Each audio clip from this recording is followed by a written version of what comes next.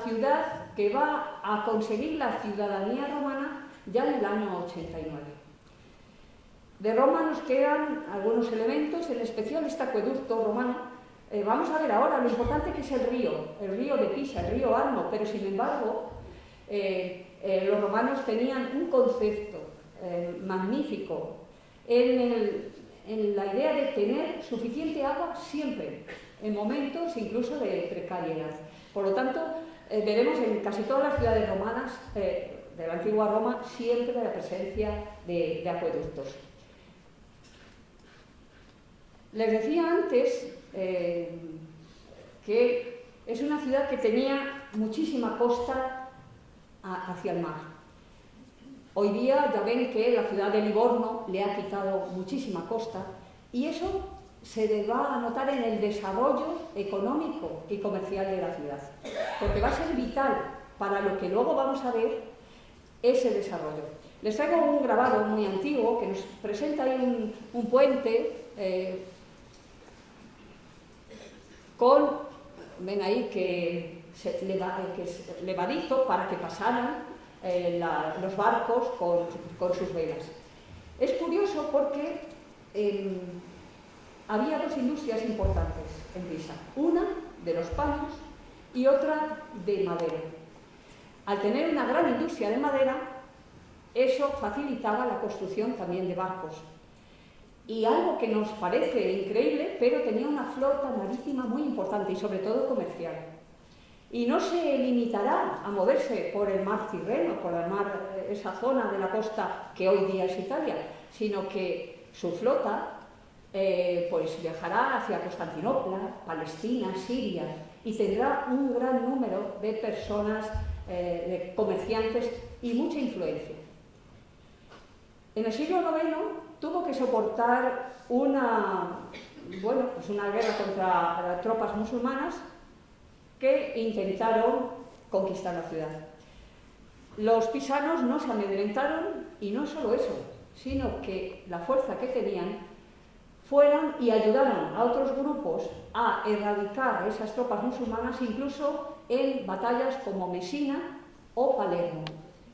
Recuerden este dato, vencerán los pisanos a las tropas musulmanas en Palermo en el año 1064. En algunos textos verán 1063, pero nos vamos a quedar con la fecha 1064. Luego veremos qué importancia tuvo aquella victoria.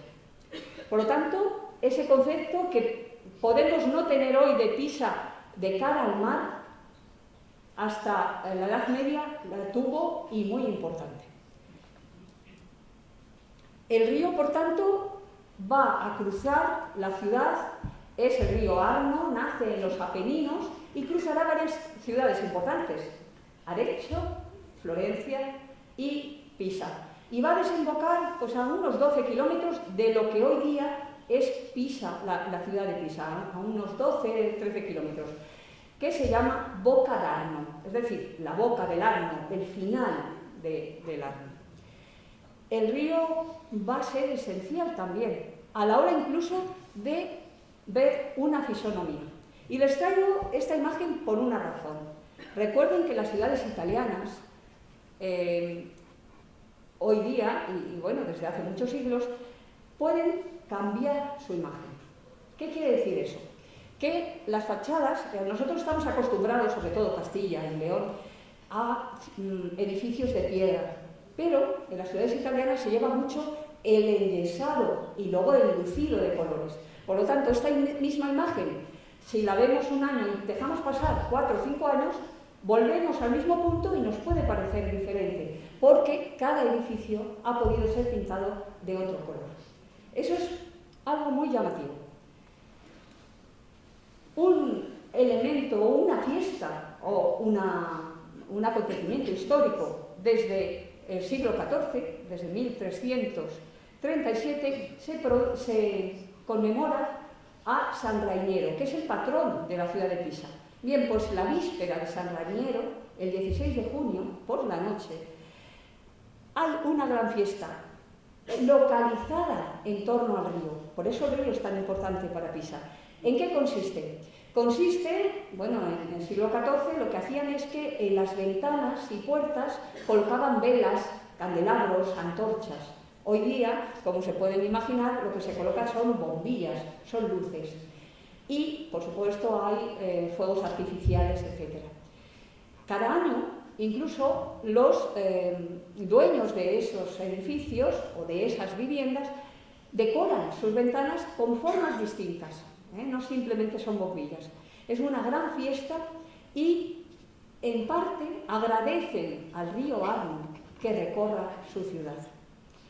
Seguimos con el río y les traigo otro grabado del siglo XVIII. Es un gran río y tenemos que pensar que los puentes van evolucionando. O sea, al principio eran de madera, después se van construyendo parte de piedra, hasta los que vamos a ver hoy. Este puente es muy importante porque va a unir las dos plazas hoy día, pero las zonas más importantes de la ciudad. Hay algo curioso. Si nosotros pensamos en Salamanca, recuerden, el margen derecho, donde estamos ahora, está muchísimo más habitado que el margen izquierdo. Bueno, en las ciudades italianas no pasa eso. Normalmente se distribuye la población en ambas orillas. Es cierto que en el margen derecho quizá hay más población, pero se utilizan las dos orillas. Y esto lo vamos a ver, por eso los puentes en Italia tienen un concepto todavía más relevante que para nosotros. No es solo cruzar, es compartir un lado con otro. En esta zona también se está celebrando, como ven ahí, Gioco di Ponte, un juego, festividad del puente, porque es un elemento vital para la ciudad de Pisa. Bueno, pues en ese lugar hoy día hay otro puente, fíjense qué perspectiva más bonita, este puente que ven aquí en el medio, que va a unir las dos orillas. Se dan cuenta que las dos orillas están bastante habitadas. Cada una de ellas, en el lado izquierdo, está la Plaza Garibaldi, que luego le traeré una imagen, y aquí también calles que van a unir con zonas muy comerciales. El Ponte di Mezzo es un puente que se hizo con un grupo de arquitectos que votó la población, si estaba de acuerdo en ese puente. Se votó, estaban de acuerdo y se hizo. Es de cemento, pero está con láminas o placas de piedra blanca. Es un puente que no rompe la sintonía y que está en consonancia incluso con edificios de siglos anteriores. Es un puente que no ha despertado ninguna queja desde el momento que se construyó. Siguiendo el Arno, un poquito más arriba, hay esta preciosidad. Es una pequeña iglesia, se llama Santa María de la Espina. Se construye en 1230, pero en el siglo XIX se va a trasladar en una zona más arriba del Arno, porque estaba muy cerca del agua y se inundaba constantemente. Como pueden ver, la han colocado lo más cerca posible de su lugar de origen y por eso parece ahí encajonada entre el río y la calle. Se llama Santa María de la Espina porque se dice que tiene una reliquia de la corona de espinas de Cristo. Como ven, está toda hecha en mármol de colores. Luego les voy a decir algo muy peculiar en qué se caracteriza la arquitectura pisana, porque hay dos elementos que, aunque no supiéramos absolutamente nada, siempre sabríamos si es una arquitectura pisana o no. Bueno, la iglesia es muy pequeñita, tiene una decoración goticista, y lo más característico son estos gabletes, estos triángulos, se llaman gabletes, y tienen un remate muy bonito, se llaman frondas. No son volutas, no son espirales. Las frondas son como esas hojas que se retuercen, que dan vueltas y que desde lejos pues dan cierta movilidad al edificio. La iglesia, bueno, este lado no lo ven, se ve muy oscuro, está todo él de pequeñas hornacinas y lleno de esculturas. Es una pena que se vea tan oscura la imagen. Bien, les decía antes que una de las plazas que unía el puente di Messo es la Plaza Garibaldi. Esta plaza comunica con zonas comerciales, zonas importantes del margen izquierdo de la ciudad.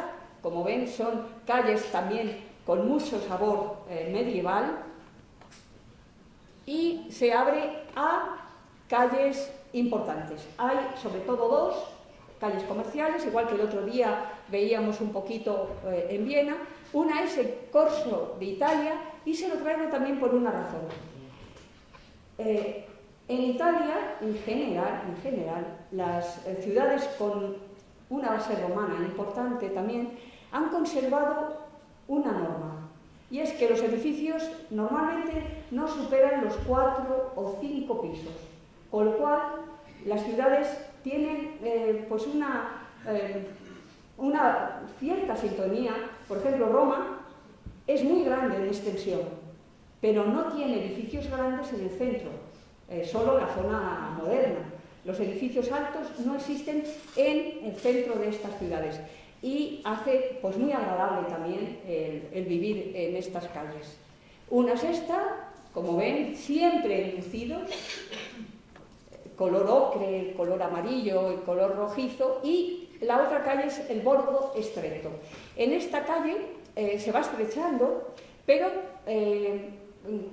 se mantienen trabajos muy bonitos, trabajos de grabados, pequeñas librerías antiguas. Es decir, tiene todavía un sabor especial, como la zona cercana a Tíber, en Roma, que hay muchos talleres de pequeños artesanos. Pues un poquito conserva esta calle. Y les traigo una imagen para que vean que también hay algún tipo de zona en soportales.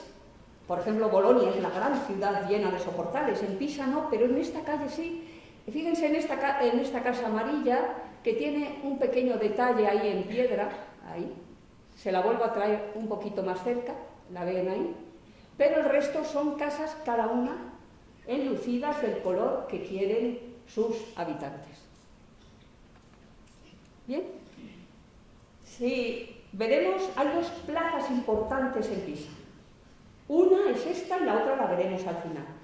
Esta es la Plaza de los Caballeros, o dei Cavalieri. Es una plaza que Cosme I de Médicis manda a Vasari porque había una serie de edificios como desordenados y quiere que los regularice. Esta zona es tan amplia porque aquí estaba el foro romano. Fíjense, vamos a ir dando vuelta por esta plaza. También se llamó la Plaza de las 7 calles, porque tiene 7 calles, 7 salidas. Vamos dando la vuelta. Allí la Casa del Reloj, veremos el Palacio de la Corona y enfrente la iglesia de San Esteban. Nos vamos a ir allí a la Casa del Reloj, que no es la Casa del Reloj, es mentira. Son dos torres medievales. Dos torres medievales unidas en el medio para colocar el reloj en el siglo XVII.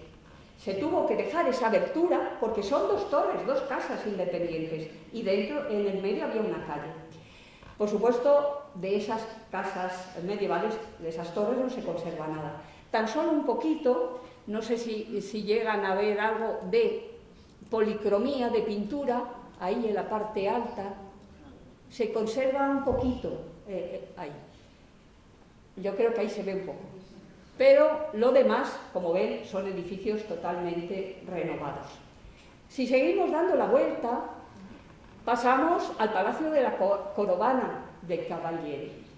¿Qué es esto? Esto era el antiguo cuartel del grupo de los caballeros de la Orden de San Esteban. Por eso la iglesia que hay al lado es de San Esteban. Y Cosme de Médicis la va a apoyar. Está realizado este edificio por Giorgio Vasari en torno a 1562-64. Es un gran edificio. Lo más bonito es la fachada, que ven, con esgrafiados y esculturas, y hoy día es una especie de liceo o de escuela donde se estudia un poco magisterio, maestría y cosas así. Pero, ¿por qué les traigo Cosme o Cosimo I de Medici?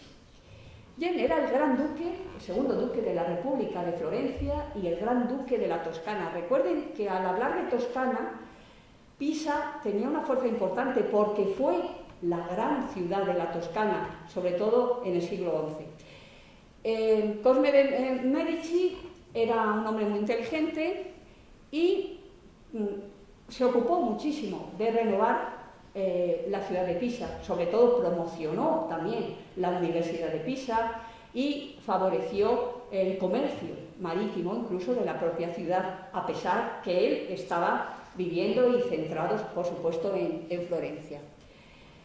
Fíjense qué bonito se ve el fondo del edificio con esos esgrafiados. Ahora, dentro de un momento, volvemos con Cosme. Seguimos dando la vuelta porque quiero llegar hasta aquí. El esgrafiado que ven ahí es bellísimo. Fíjense qué bonito. Y parece amarillo, pero no es gris. Según da el sol, va cogiendo color. Y al lado, como ven, tenemos la iglesia de San Esteban, que es toda de ladrillo, simplemente está enlucido en mármol la fachada, como tantos edificios o tantas iglesias, incluso en Florencia. Les voy a traer otro detalle de San Esteban. Lo más llamativo es el escudo de los Medici. ¿Por qué estoy centrándome un poquito en Cosme de Medici, Cosme I? Porque favoreció Pisa, porque la embelleció. Hay algo más.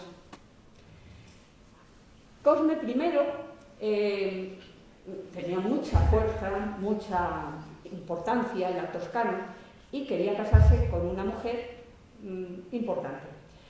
Tanteó a Carlos, al emperador Carlos I de España y V de Alemania, nuestro rey, para casarse con alguien de su familia, pero no lo consiguió. Al final se casará con Leonor Álvarez de Toledo, hija de don Pedro Álvarez de Toledo, ambos nacidos en Alba de Tormes, Salamanca.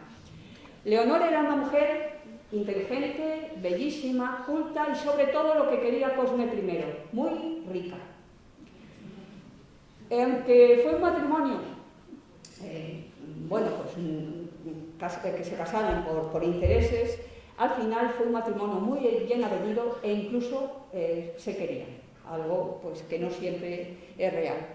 Se casaron en Florencia el 14 de mayo de 1539 y al poco tiempo primero estuvieron viviendo en Florencia en el Palacio Riccardi y luego Leonor Álvarez de Toledo, salmantina, compró el Palacio Pitti con su dinero. Palacio Pitti, saben que era propiedad del banquero Luca Pitti y que había sido construido nada más y nada menos que por Brunelleschi y Fancelli en 1458.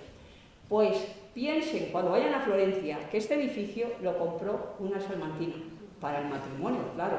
Allí vivieron durante todo el tiempo que duró el matrimonio.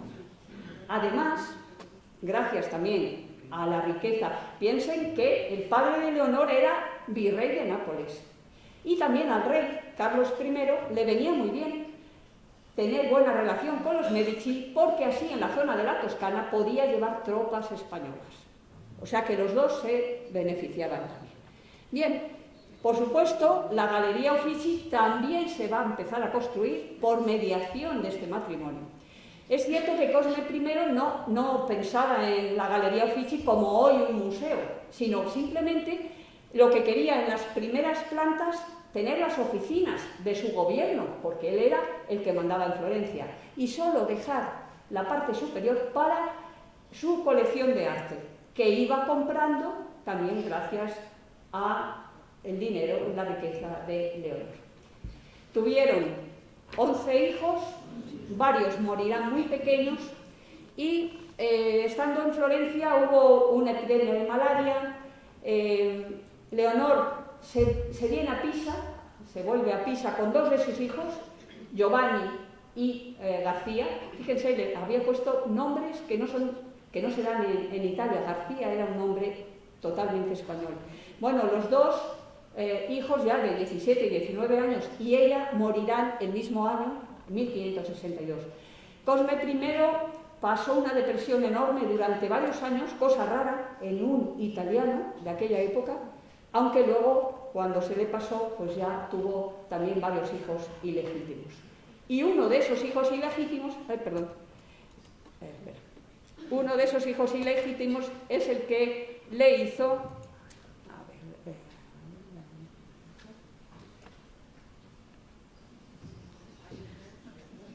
la escultura que hemos visto antes en la Plaza de los Caballeros. Hemos dado pinceladas históricas, nos vamos a ir a ver ahora la segunda gran plaza de Pisa, que todos conocen. Y lo he querido hacer a vista de pájaro, a que nos convertimos en un pájaro y vamos. Bien, este es el segundo, bueno, este es el principal, el Duomo de Pisa, la gran plaza de Pisa. Y vamos a hacer un pequeño recorrido rápido por esos 4 magníficos edificios. Vamos a empezar por el conjunto, saben que es Patrimonio de la Humanidad desde 1987. Vamos a empezar por la catedral. La catedral, piensen que, por supuesto, aquí había una basílica paleocristiana, había otro baptisterio paleocristiano, es decir, eran edificios que no tienen ningún problema, no los tiran, simplemente los desmantelan y los van ampliando, aprovechan lo que se puede aprovechar y si no, se hace nuevo. En este caso, la basílica, vamos a ver que solo vamos a aprovechar parte del ábside en el interior, pero luego ya es una catedral totalmente nueva. Vemos aquí de 5 naves, se ve muy bien las alturas, las distintas alturas, la nave principal siempre más alta, las laterales y el transepto, tiene forma basilical, el transepto también con 3 naves. La basílica 5, el transepto 3. Lo vemos perfectamente y todo ello en lo que se llama un estilo románico pisano. Les dije antes que les iba a decir 2 cosas. Primero, que recordaran la fecha de 1064, cuando los pisanos vencen a los musulmanes en Palermo. Parte del botín de aquella victoria se invirtió en todo esto. Y segundo, ¿qué características tiene el arte pisano? Pues sobre todo 2. Una, esas arquerías con columnillas. Y 2, la policromía de los materiales. Siempre habrá contraste de colores en los materiales. Toda la catedral está forrada de mármoles de colores, por dentro y por fuera. Vamos a acercarnos, bueno, simplemente en planta para que vean que es una planta que se va agrandando, se va ampliando a lo largo de los siglos, no se hace solo de una vez. Pero esta zona nos recuerda parte de la basílica paleocristiana antigua.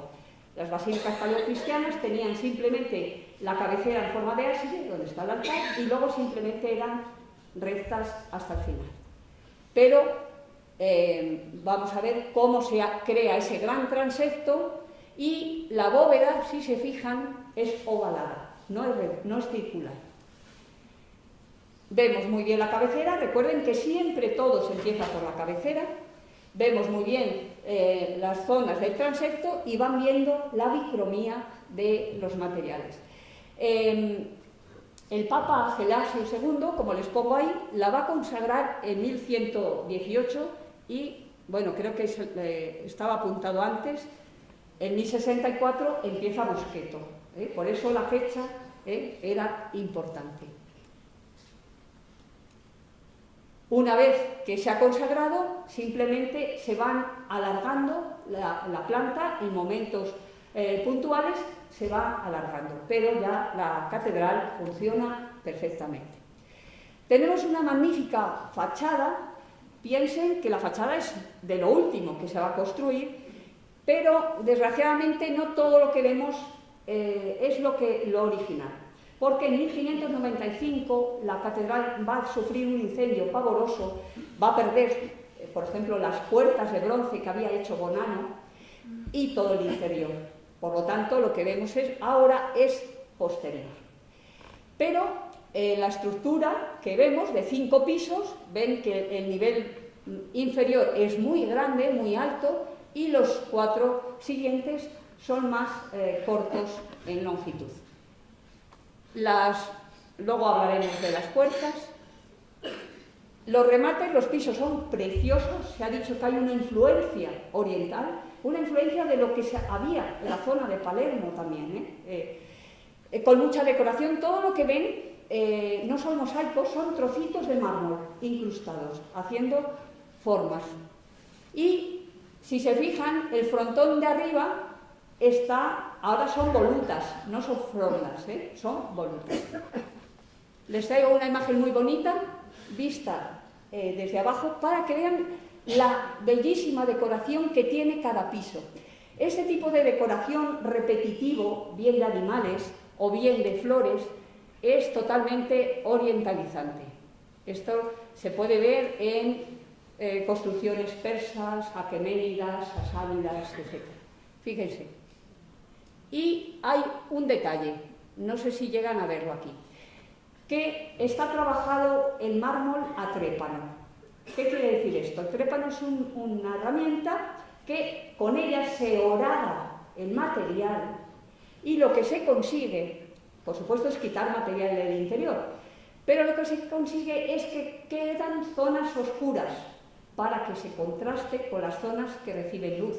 Por eso ven ahí arriba también, donde hay esos animales, puntos oscuros, porque está horadado, para que haya ese contraste. Toda la fachada es bellísima, como ven, cada nivel va cambiando de decoración.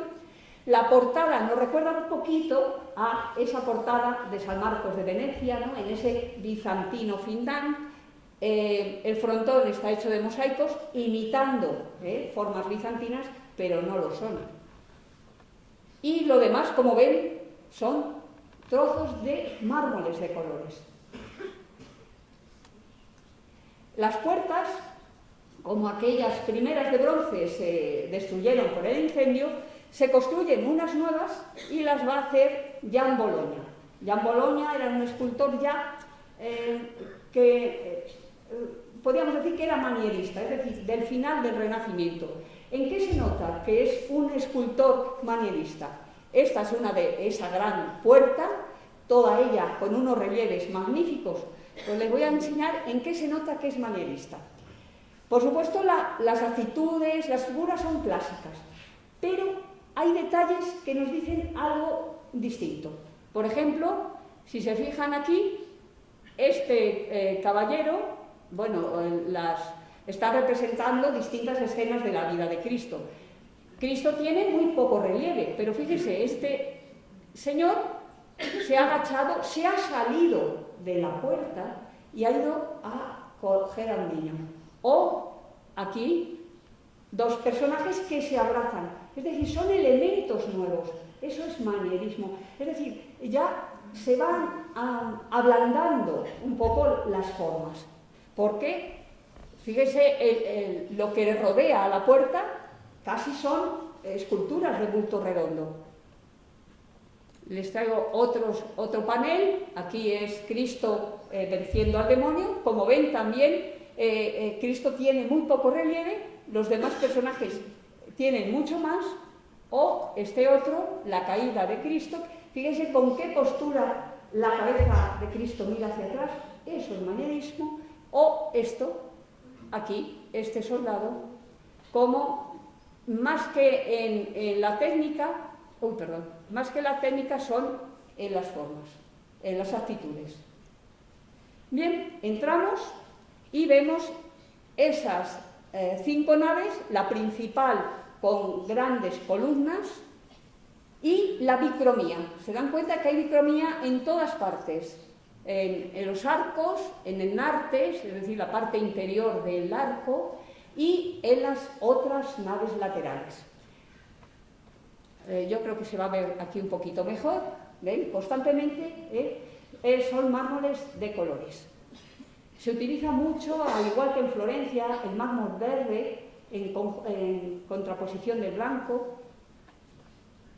Arriba, como ven, es un artesonado ya del siglo XVII, moderno, aunque se imitan formas clásicas porque en el incendio desapareció. En el centro está el escudo de los Medici y a los lados ven en la parte superior que hay unas tribunas. Esas tribunas no tienen un sentido para que suba la gente, como las iglesias de peregrinación. Simplemente se construyeron las tribunas para desplazar los pesos de la nave principal a los laterales, pero no tienen función para la gente. La bóveda, según nos vamos acercando al altar, como ven, la bóveda es ovalada, está pintada, ya es barroca, por Orazio Riminaldi, aunque la termina su hermano Girolamo, porque Horacio se murió. Es la Asunción de la Virgen, no tiene mayor importancia, pero como ven, las zonas de alrededor sufrieron mucho en el incendio, y por eso la ven así. Si nos de la iglesia anterior solo queda esa imagen de la Virgen que les traigo ahí, en el medio, con los ángeles. El resto se perdió. Se cree que era del maestro de Santorpé, del siglo XIV. Y aquí hay una pequeña anécdota, y es que se dice que un día en misa estaba Galilei, y en las lámparas que colgaban de la nave, por supuesto eran de velas, entonces se encendían y se quedaban moviendo, oscilando. Y se dice que en una de esas liturgias, que él estaba en una misa, empezó a ver cómo se movía esa lámpara, y que con el pulso empezó a ver que cuando iba muy deprisa pasaba un tiempo determinado, pero cuando iba muy despacio pasaba el mismo tiempo. Allí descubrió lo que luego se ha llamado isocronismo, ¿no? El péndulo simple para pequeñas oscilaciones. ¿Qué quería decir? Que si das deprisa, tarda el tiempo proporcional a ir deprisa, pero si va despacio, tarda el mismo tiempo en oscilar. Se dice que allí mismo lo descubrió. Importante porque era pisano, Galileo era pisano. Bien, seguimos, ven las tribunas que también en su interior tienen casetones, al igual que la techumbre de la nave central, y toda ella está pintada, con pinturas de distintas épocas, eso ya. Y nos acercamos un poquito al ábside, a la capilla central, para que les recuerda, ¿no?, todo esto mucho a Cefalú, a Palermo, es decir, Cristo está ahí en majestad, nos recuerda a lo bizantino, vamos a acercarnos un poquito más, está entre la Virgen y San Juan bendiciendo, al estilo del mundo bizantino. Es una bóveda de medio cascarón, como ven ahí, y es magnífica. Alrededor, como veíamos antes, hay muchísimos cuadros de distintas épocas. Bien, pasamos en la parte de atrás y llama la atención un púlpito hecho también en mármol, hecho por Giovanni Pisano, uno de los mejores escultores, y que también va a continuar con esa idea que les decía yo del arte pisano. Y dirán, bueno, aquí no hay arcadas, no hay arquerías. Bueno, vamos a ver. No hay en sí un arco en este púlpito, pero lo que hay... No. Bueno, vale. A ver, paso ahora.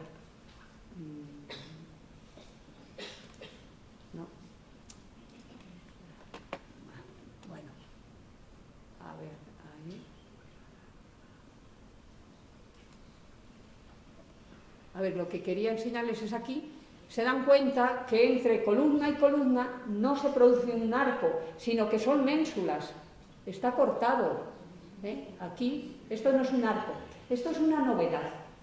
Giovanni Pisano se está adelantando también a épocas posteriores. Por lo tanto, son artistas que tienen una visión de futuro y de cambio muy diferente a la época en la que viven. Bueno, las columnas, como les decía, igual que el arte pisano, cambia de colores las columnas. Hay contraste también en los colores. Y hereda de su padre el colocar a veces como base de la columna, leones. Esto lo aprendió de su padre, que luego veremos algo de Nicola Pisano. Ya es muy novedoso que algunas de estas columnas, como ven, no todos son columnas redondas. Aquí debajo, la ven ahí, esto es una figura, una cariátide, ahí hay otra. Pero lo que llama la atención es que coloque un Hércules, una figura desnuda, que eso es ya propio del Renacimiento. Por eso les decía que Giovanni Pisano se está adelantando, se está anticipando a estilos que van a venir después. Salimos de la catedral. Todo esto se lo digo por una razón, para que vean cómo Pisa tenía una fuerza especial. Los artistas eran muy buenos y nos daban una avanzadilla de lo que venía después. Nos vamos al batisterio, que también hubo un batisterio paleocristiano en siglos anteriores, y como ven aquí me dirían, bueno, ahora los arcos con pilastras no son románicos, son góticos, pero es un gótico pisano, es decir, el segundo piso es gótico pisano, sigue teniendo esas arquerías con sus columnillas muy finas, simplemente rematadas en gabletes, en vez de un arco de medio punto, pero es lo mismo. Tiene dos puertas importantes y quiero que se fijen, no sé si se han fijado antes, en el techo. De un lado tiene tejas, la parte que da al mar, en dirección al mar, y al otro lado es de plomo. ¿El motivo? Pues parece ser que simplemente el plomo es más caro. En un momento dado pudieron quedarse sin suficiente dinero y dejaron la mitad con tejas y la otra mitad con plomo. Porque había algún autor que decía, claro, la parte que da en dirección al mar se puede estropear más y por eso han colocado las tejas. Pero bueno, no hay una razón clara por la que tengan la mitad. Aquí se ve muy bien, describo para que vean. La mitad de la cúpula está con tejas y la otra con placas de plomo y, de nuevo, volutas de decoración. Toda ella también es bellísima. Ven que los gabletes les traigo un detalle muy bonito para que vean que todo está trabajado con mucho gusto, no con tanta decoración como veíamos la fachada de la catedral, pero todo ello trabajado con placas de mármol blanco. Normalmente en Pisa se ha utilizado, aunque se ha utilizado también la piedra de zonas de algún sitio de Francia, sobre todo en esta zona se utiliza el mármol de Carrara. Hay una cantera muy próxima, el mármol de Carrara es de gran calidad y el blanco es un blanco bellísimo. En la portada principal ven que tenemos una serie de arquivoltas, también con distintos motivos. Nos acercamos, unas son florales, otras son ovas, y en medio del frontón hay una virgen que es una copia, la original está dentro de Pisano, de Nicola Pisano. Aquí está la Virgen, Cristo y varios ángeles, y abajo hace referencia a San Juan, porque el baptisterio está dedicado a San Juan Bautista. Si entramos en el interior, vemos cómo la cúpula, que posiblemente en la antigüedad el óculo de arriba solía estar horadado, abierto. Era una manera de entrar luz, de entrar aire y de entrar agua. Directamente iba ese agua a la pila bautismal.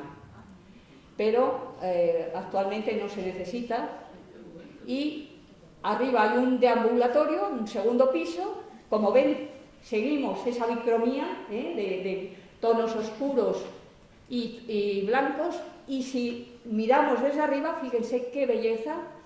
Vemos en primer lugar la pila bautismal, que claro, está justo en el medio, que coincide con el óculo. Esta sillería es de mármol precioso, es una pena que se vea tan oscuro. Y este púlpito también es bellísimo. Les traigo un detalle del púlpito, fíjense que es de nuevo bicromía en el púlpito. Podríamos saber que es Pisano, este púlpito. Emplea mármoles rojizos y mármoles blancos. Es del padre de Giovanni Pisano, del anterior. Por lo tanto, este púlpito es gótico todavía. ¿Se dan cuenta cómo aquí esto sí que es un arco gótico y no como había hecho Giovanni Pisano, que simplemente eran ménsulas? Los apoyos de las columnas que son de distintos colores, las hay verdes, rojas, grises, también apoyadas en leones. En el medio, la pila bautismal es una belleza de Guido Vigarelli. Está toda ella trabajada, horadada. Les traigo detalles preciosos. Todo el mármol es de colores. No piensen que son mosaicos, son mármoles incrustados.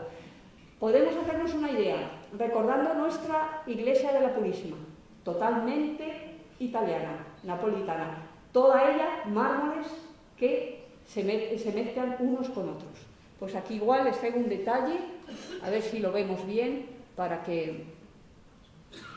Yo creo que aquí se ve muy bien. Fíjense qué trabajo. Todo esto son mármoles de colores pequeñitos. Es una preciosidad. La Virgen, que les decía antes, que la original es esta, se dan cuenta que aunque es una Virgen gótica, hay un elemento que nos llama la atención, cómo el niño toca la corona de la Virgen. Es decir, es un goticismo ya con un cambio. Una bellísima Virgen. Bien, hemos salido del baptisterio, seguimos dando la vuelta, ¿les parece? Pues vámonos al Camposanto, ya que hemos ido a la iglesia, al baptisterio, al Camposanto. Todo este gran rectángulo, vamos a ver qué es. Al exterior tiene 43 arcos, como ven, aquí son ciegos, con columnillas, y 2 puertas.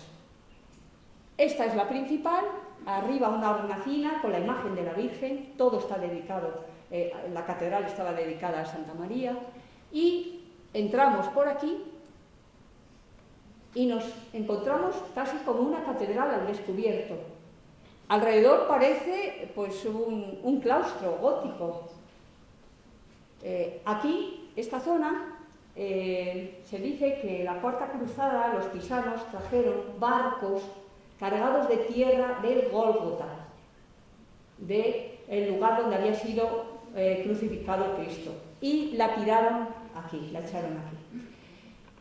Toda esta zona era zona de enterramientos, con sarcófagos incluso grecorromanos, pero se dice que esta zona era zona de cementerio. Recuerden que la palabra cementerio viene del griego y significa dormición, gente dormida, ¿no? Claro, para siempre. Pero hay aquí algo muy curioso, y es que se dice que como esto es tierra santa, Campo Santo, se empezó a relacionar lo que era un cementerio, que era ese, con el Campo Santo, la tierra traída del Gólgota. Y que a partir de entonces, en el mundo católico, cuando hablamos de cementerio, ya que estamos próximos a estos días, la palabra Campo Santo viene también de aquí, de Pisa, al relacionar Campo Santo con cementerio. No sabemos si será verdad, pero al menos se dice que viene de aquí.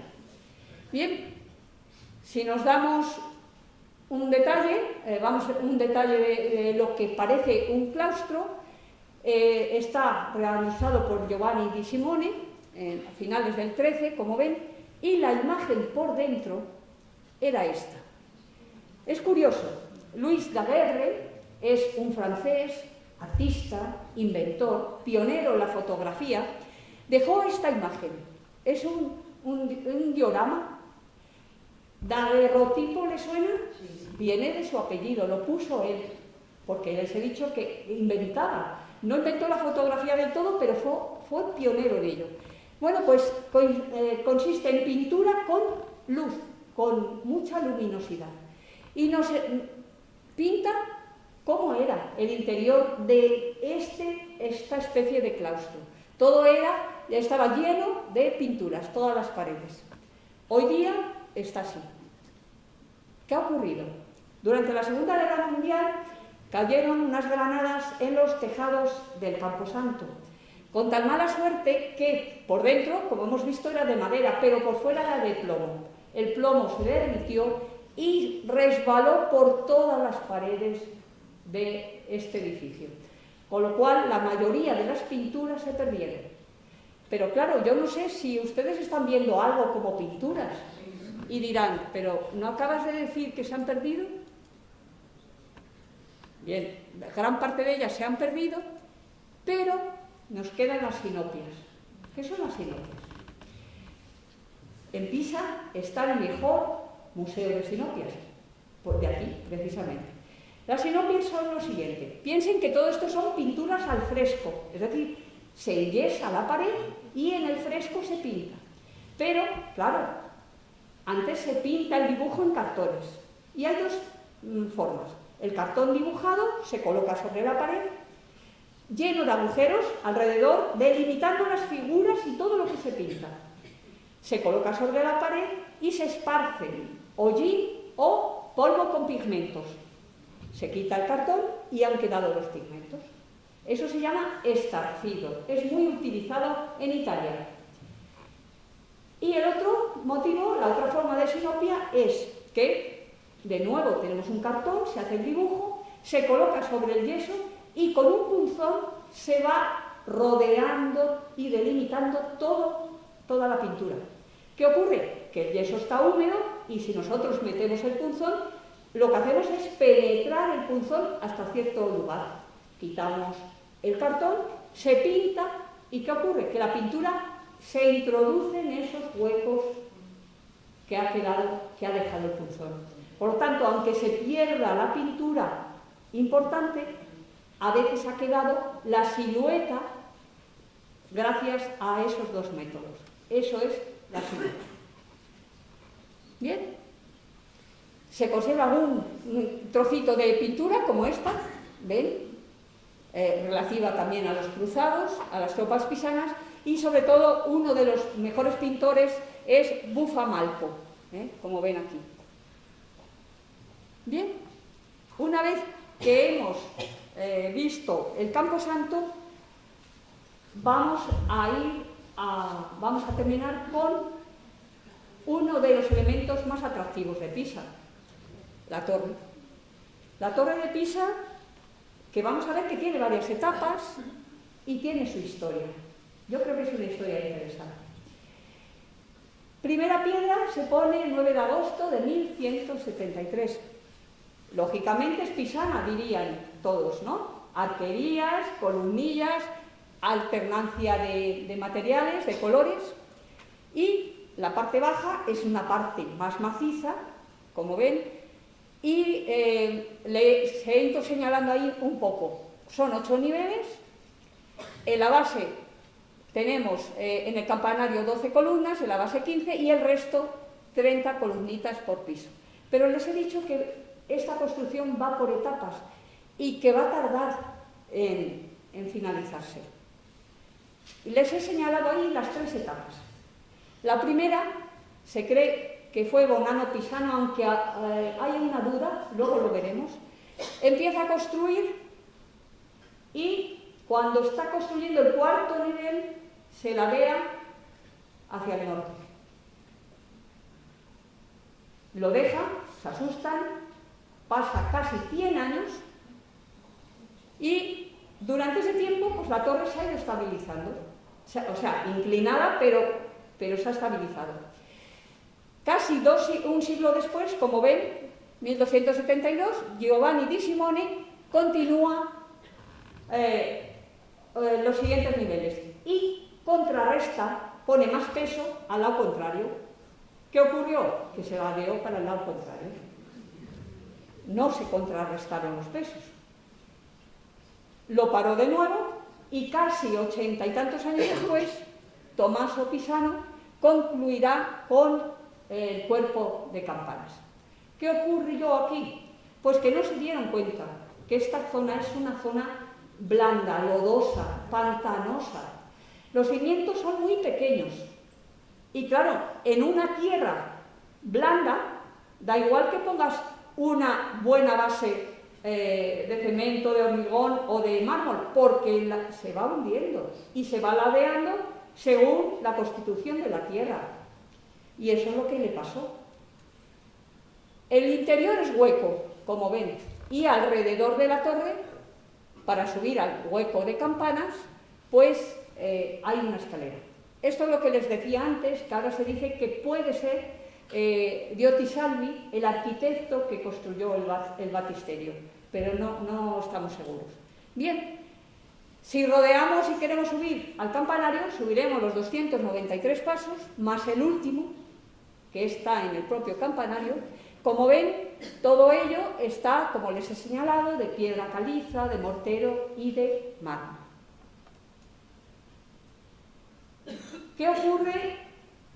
Se colocó la zona de campanas, pero en el siglo XIX, Alessandro Gherardesca, 1835, lo que hace es quitar parte de la tierra, creyendo que, bueno, pues si quita parte de un lado de la tierra, pues a lo mejor se equilibra.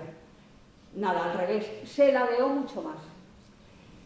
Más tarde, el propio Mussolini mandó echar cemento debajo, en los cimientos, y lo que hizo fue que se empezó a hundir.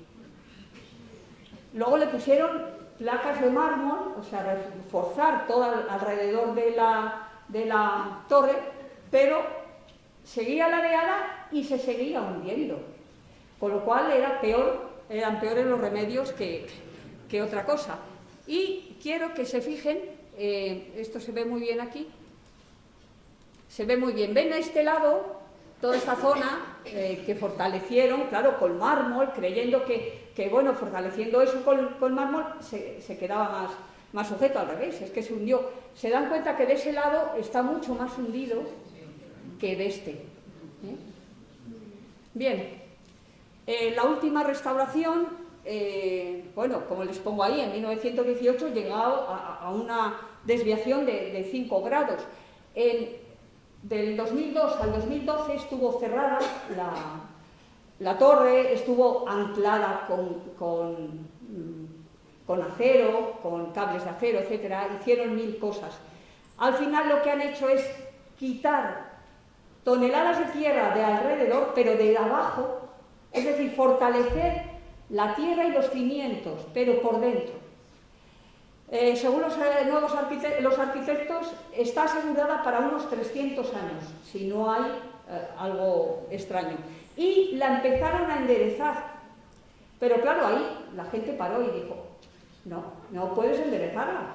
Fíjense, ahora tiene 3,8, es decir, que podían haber seguido enderezándola, porque claro, la gracia la tiene la inclinación, ¿no? Entonces se paró ahí. Tiene la inclinación de 3,8.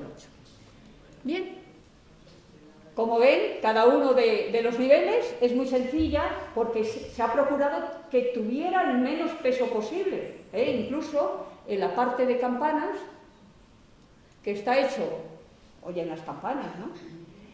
Hay campanas, fíjense qué bien lo hizo Tommaso di Andrea Pisano, que va a horadar ese nivel para que no tenga mucho peso, va a hacer muchos huecos, colocar campanas grandes y campanas pequeñas para que no fuera toda esa pared maciza. E incluso durante mucho tiempo se prohibieron tocar las campanas para que no hubiera vibración. Sigue, en la parte de arriba, como ven, es la más decorada, es muy bonita, además ahora que la han dejado muy limpia. Esta es la zona de campanas, que se puede subir hasta ella, como ven. tenemos una pequeña historia para terminar. Todos saben que Pisa fue, bueno, los alemanes estuvieron en Pisa y se colocaron, además hubo un grupo de paracaidistas con una artillería muy grande que se fueron colocando en lugares estratégicos de la ciudad.